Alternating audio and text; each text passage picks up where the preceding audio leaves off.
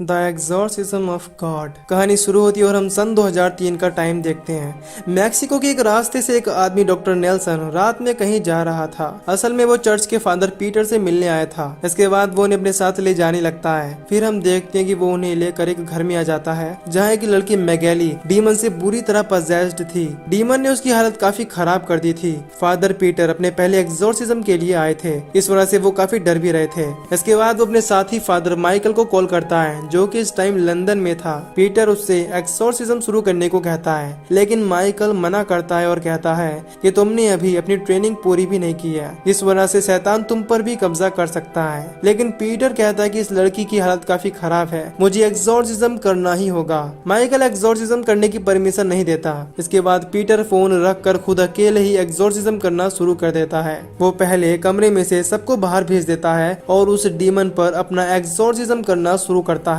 Peter exorcism करते वक्त video recording शुरू कर देता है, इससे वो आगे के लिए प्रूफ रख सके। अब ये डीमन काफी पावरफुल था, जिस वजह से आसानी से मैगेली की बॉडी से बाहर नहीं जाता। वो डीमन मैगेली के कपड़े फाड़कर पीटर को सीड्यूस करने लगता है। उसे पता लग जाता है कि पीटर मैगेली से कहीं न कहीं प्यार करता है, क्योंकि मैगेली उसी चर्च में मदर है जिसमें पीटर रहता था। इस बात का फायदा डीमन उठाने लगता है। अब पीटर उसकी बॉडी से अपना ध्यान हटाने की काफी कोशिश करता है, लेकिन डीमन लगातार उसे सीड्यूस करने लगता है। कुछ देर में मैगेली पीछे बेड पर गिर जाती है। अब जैसे ही पीटर उसे चेक करने जाता है, मैगेली के भेष में डीमन उसे किस करता है और उसके साथ इंटीमेट होने लगता है। फादर पीटर खुद को रोकने की काफी कोशिश करता है और कुछ देर में डीमन मैगेली की बॉडी छोड़कर पीटर की बॉडी में घुस जाता है और उसके साथ इंटीमेट हो जाता है। खैर सीन यहाँ से शिफ्ट होता है और हम 18 साल बाद का सीन देखते हैं, जहाँ एक जेल में गार्ड बंदियों को खाना दे रहे थे। जैसे ही वो एक लॉकअप में अपना हाथ डालता है, तभी अंदर से कोई उसके हाथ की उंगली खा जाता है।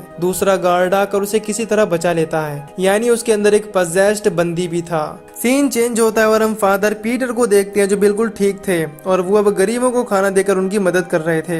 एक दिन एक लेडी पीटर से मदद लेने आती है। वो कहती है कि कुछ टाइम से मेरा बेटा काफी बीमार है। पीटर उसके घर जाकर होली वाटर से चेक करता है, लेकिन वो लड़का कोई अजीब हरकत नहीं करता। इसका मतलब था कि वो बीमार है, ना कि पजेस्ड। इसके बाद वो उसे हॉस्पिटल ले जाता है। डॉक्टर नेल्सन उसे बताते हैं कि शहर में एक अजीब तरीके का वायरस फैल गया है, जिसकी वजह से बच्चे लगातार बीमार पड़ रहे हैं। इसके बाद पीटर सब बच्चों के लिए चर्च में प्रे करता है, जिससे सब बच्चे ठीक हो जाएं। फिर यहाँ नेल्सन आता है और बताता है कि इस हफ्ते ही बीमारी की वजह से 4 बच्चों की मौत हो चुकी है। पीटर मैगेली के साथ हुए उस इंसिडेंट के बारे में अब तक खुद को दोषी मान रहा था। वो इस बारे में चर्च के लीडर विशप से बात करता है और कहता है कि काफी टाइम पहले उससे एक पाप हो गया, लेकिन विशप कहते हैं कि जो हुआ भूल जाओ, तुमने काफी लोगों की मदद की है और गॉड तुम्हारे साथ है। पीटर उन्हें यहाँ उसी रात की वीडियो क्लिप देने आया होता है, जिसमें वो मैगेली के साथ इंटीमेट हुआ था, लेकिन उसे देने की हिम्मत नहीं होती। खैर बिशप उसे कुछ फंडिंग यानी पैसे दे देते हैं, जिससे वो बीमार बच्चों की हेल्प कर पाए। अब पीटर उन पैसों से बच्चों के इलाज के लिए काफी सामान लाता है। अब रात में पीटर गॉड के सामने खुद को फिर से उस बात का दोषी मानने लगता है। तभी उसे बाहर से किसी के चिल्लाने की आवाज आती है। अब वो चर्च में देखने चला जाता है। वहाँ उसे अजीब से चलने के निशान मिलते हैं, जिसके बाद वो उनका पीछा करने लगता है। तभी अचानक उसके सामने डीमन से पजेस्ड एक इंसान आ जाता है। इसे देखकर वो घबरा जाता है, लेकिन फिर हम देखते हैं कि ये सिर्फ उसका एक बुरा सपना है।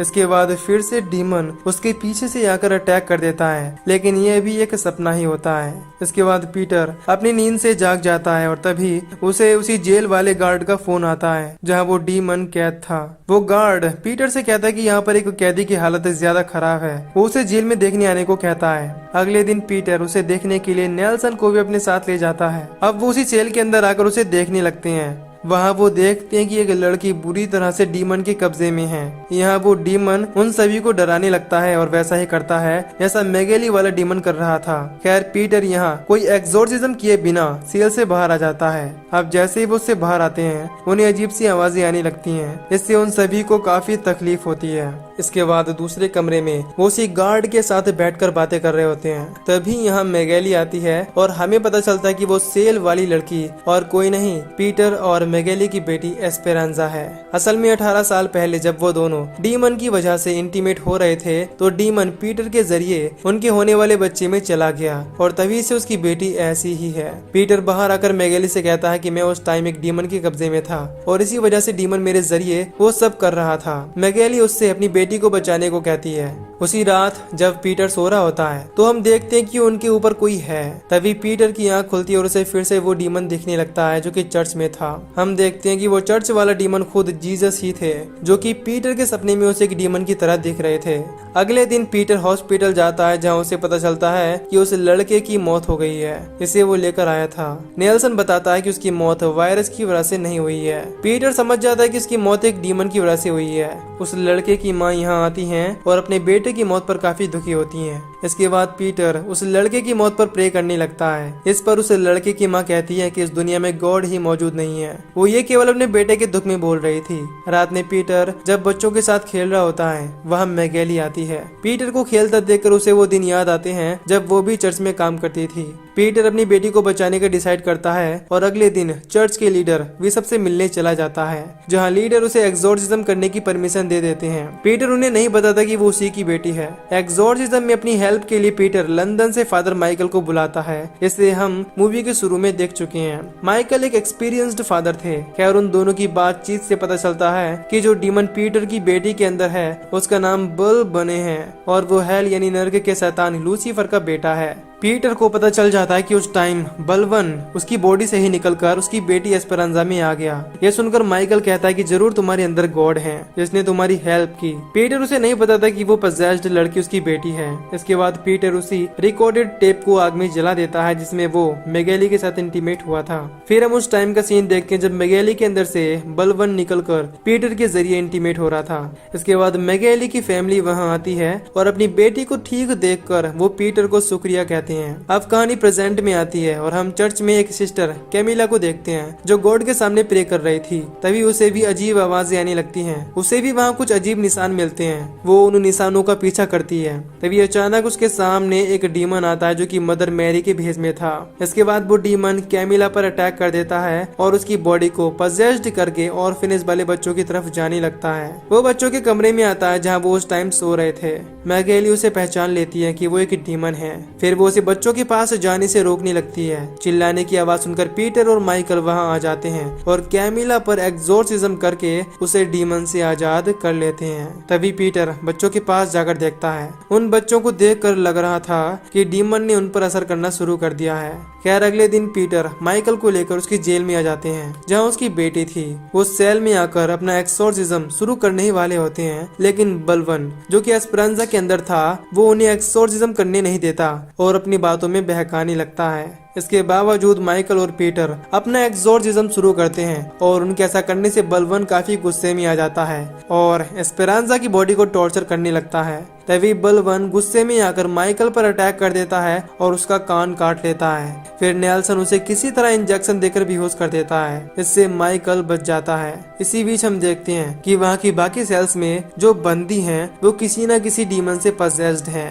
तभी यहाँ मैगेली भी आ जाती है और अपनी बेटे की कंडीशन को देखकर काफी दुखी होती है। इसके बाद वो डिसाइड करते हैं कि वो एस्पेरांजा के साथ साथ इस जेल के बाकी लोगों को भी डीमन से आजाद कर देंगे। वो ऐसा ही करते हैं और डीमन से पजेस्ड लोगों को बेहोश कर देते हैं। माइकल और पीटर एक कमरे में सब डीमंस के लिए एक्सोर्सिज्म की तैयारी करते हैं। यहाँ माइकल पीटर को वार्न करता है और कहता है कि तुम्हें बलवन पर काबू पाने के लिए उसकी किसी बात पर यकीन नहीं करना होगा और न ही उसके साथ कोई सौदा करना होगा। अगर तुमने ऐसा किया तो डीमन इस दुनिया पर राज कर सकते हैं। माइकल आगे बताता है कि हमें फादर नहीं बल्कि गॉड बनकर ही उन पर काबू पाना होगा, नहीं तो वो हम पर काबू पाकर सबको खत्म कर देंगे। इसके बाद पीटर वहाँ के सभी पुलिस वालों को घर भेज देता है, इससे उन्हें कोई परेशानी ना हो। अब यहाँ मैगेली को यकीन हो जाता है कि उस दिन पीटर के भेष में डीमन ही उसके साथ इंटीमेट हुआ था। इसके बाद पीटर सबको जेल से बाहर करके एक्सोर्सिज्म करने के लिए अंदर आ जाता है। उन दोनों फादर के साथ केवल डॉक्टर नेल्सन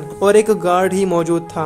दोनों फादर अपना एक्सोर्सिज्म शुरू करने ही वाले थे, लेकिन तभी वहाँ की लाइट चली जाती है और वो गार्ड भी उन्हें कहीं नहीं मिल रहा था। दूसरी तरफ लाइट जाने के बाद नेल्सन लाइट के बोर्ड की तरफ जाने लगता है, लेकिन रास्ते में उसे एक डीमन मिल जाता है जो उस पर अटैक कर देता है। उसकी चिल्लाने की आवाज से दोनों फादर उसके पास आते हैं, जहाँ वो देखते हैं कि नेल्सन काफी ज्यादा जख्मी है। वो उन दोनों को यहाँ से भागने को कहता है और मर जाता है। तभी वहाँ कई सारे डीमन आ जाते हैं और उनकी तरफ बढ़ने लगते हैं। इसके बाद दोनों फादर यहीं पर पर अपना एग्जॉर्सिज्म शुरू कर देते हैं। तभी वहाँ मदर मैरी वाला डीमन आ जाता है, जिसे देखकर माइकल थोड़ा घबरा जाता है और उससे ठीक से एग्जॉर्सिज्म नहीं होता। तभी एक डीमन उस पर हमला कर देता है, जिससे वो काफी जख्मी हो जाता है। इसके बाद पीटर उन्हें लेकर यहाँ से भागने लगता है। तभी हम देखते हैं कि बलवन वाला डीमन उन दोनों पर नजर रख रहा था। इसके बाद दोनों फादर उनसे बचकर जेल वाले किचन में आ जाते हैं और दरवाजे को अच्छे से बंद कर देते हैं। यहाँ माइकल पीटर पर गुस्सा होता है और कहता है कि हमारी प्रेयर्स काम क्यों नहीं कर रही,